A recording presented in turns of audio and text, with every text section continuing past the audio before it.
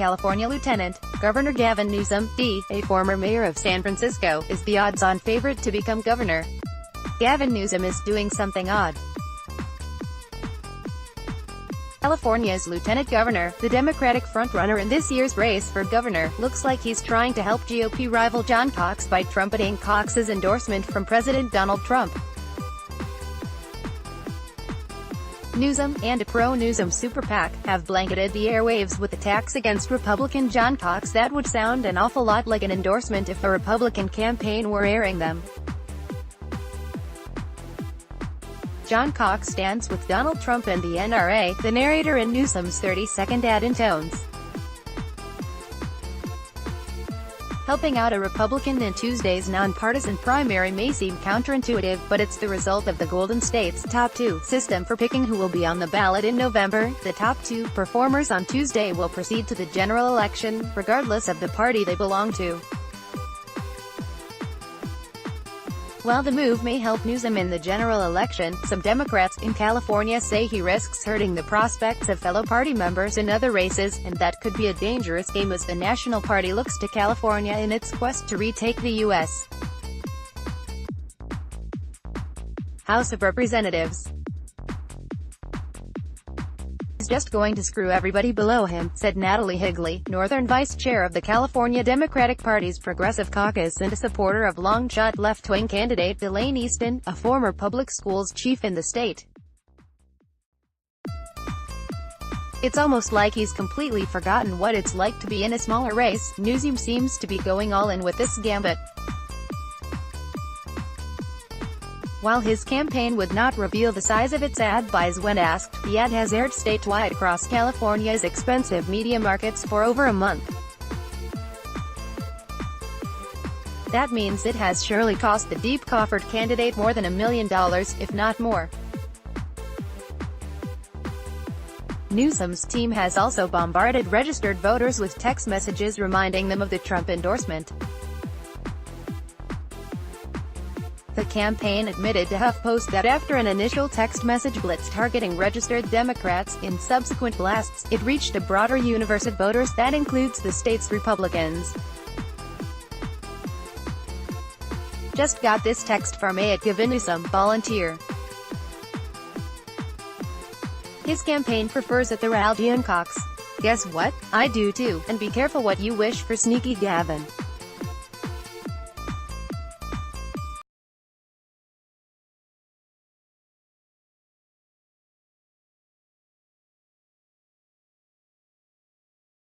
A broad array of election watchers view Newsom's focus on Cox as a sly way to avoid a costly race against a Democrat, the most competitive of whom is former Los Angeles Mayor Antonio Villaraigosa, in a state where Republicans have not won a statewide election since 2006.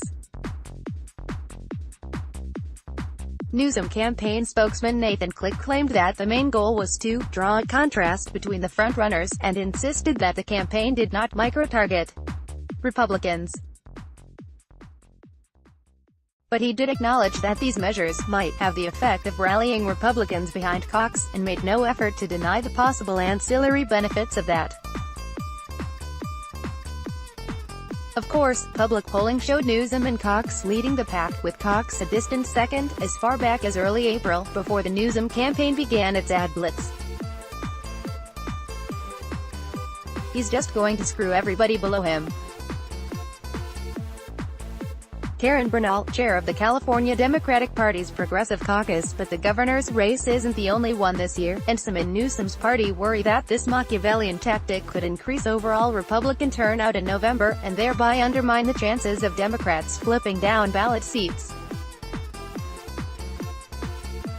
Karen Bernal, chairwoman of the California Democratic Party's Progressive Caucus, and Cullen Tiernan, both progressive activists supporting Easton for governor, voiced these concerns.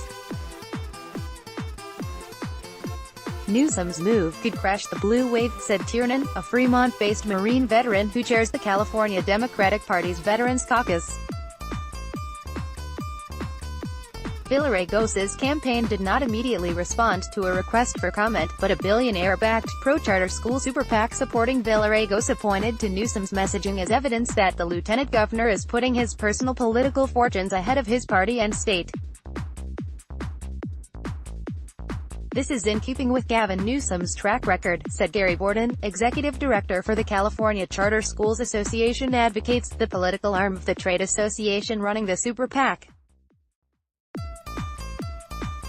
Republican John Cox, a San Diego businessman, is currently poised to make it into the general election for governor, preventing a two-Democrat race. That's where there's another twist in the story.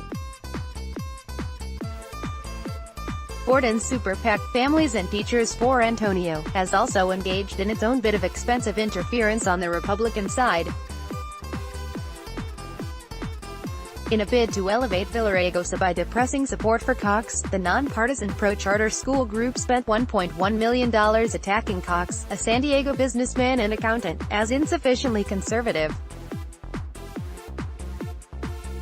The Super PAC hopes to boost Cox's more marginal conservative opponent, Assemblyman Travis Allen, to make room for Villaraigosa in the top two slots. The pro-Villaraigosa Super PAC claims that its kind of interference is different because it does not risk spiking Republican turnout in the same way.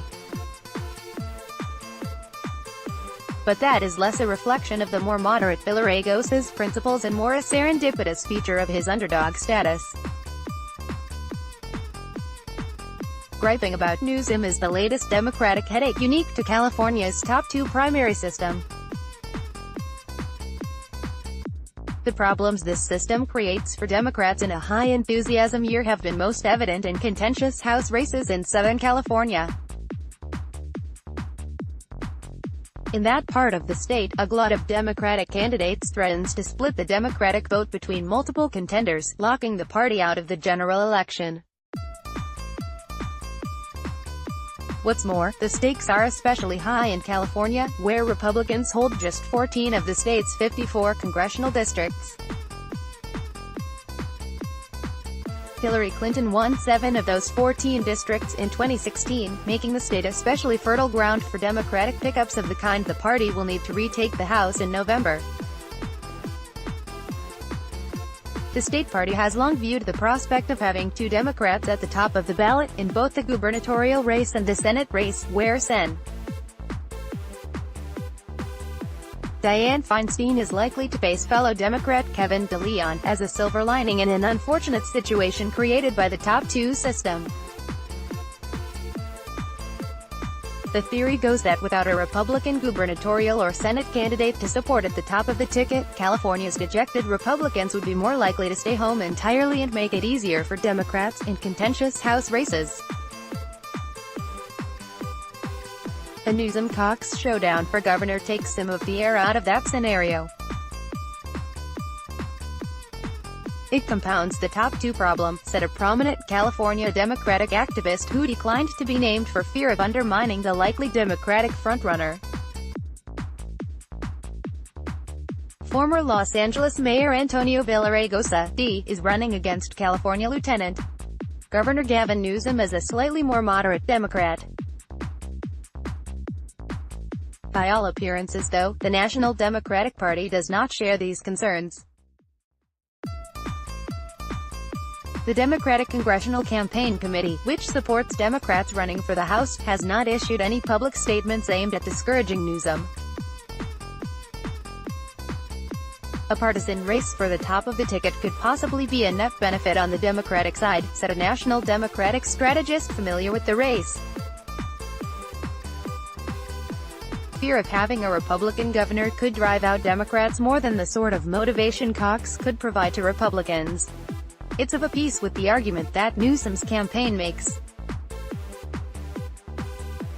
The Newsom campaign spokesman noted that the nonpartisan primary had already cost over $50 million.